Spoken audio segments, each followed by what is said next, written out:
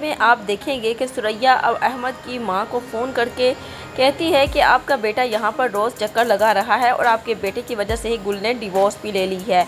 तब यहाँ पर अहमद की मां को तो काफ़ी ज़्यादा गुस्सा आता है अपने बेटे पर। दूसरी जानिब अब जैसे ही गुल और उसका भाई जो है आमने सामने होते हैं तो यहाँ पर गुल तो अपने भाई से कह देती है कि मुझे घर के खर्चे के लिए पैसे चाहिए, क्योंकि आप लोग यहाँ पर मेरे घर में रह रहे हैं तो आप लोगों को किराया देना पड़ेगा।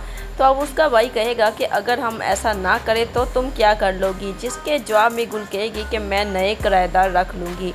तो यहाँ पर सुरैया तो बिल्कुल भी डरने वाली नहीं है, वो तो गुल से कह देगी कि तुम मुझे धमकियों से डरा रही हो, किसी और को धमकियां लगाना। मैं तुम्हारी धमकियों से बिल्कुल भी डरने वाली तो नहीं हूँ, लेकिन मैं तुम्हें ऐसा बदनाम करूँगी कि जो तुम याद रखोगी। और यहाँ पर गुल की माँ से भी कह देगी कि मामी जान, अगर आप अपनी बेटी को खुश व खुर्रम देखना चाहती हैं तो अपनी बेटी से कहें कि वो अपना मुंह बंद रखे, जैसा इस घर में चल रहा है चलने दें।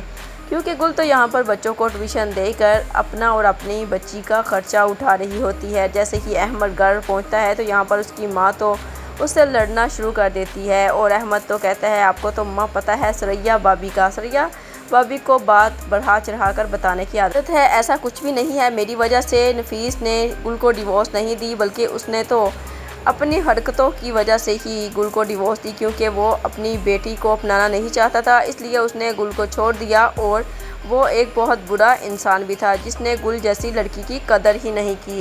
यहाँ पर उसकी अम्मा कहेगी तुम्हें गुल की ज़्यादा साइड लेने की ज़रूरत नहीं है, मैं जानती हूँ कि मेरा सिक्का ही खोटा है।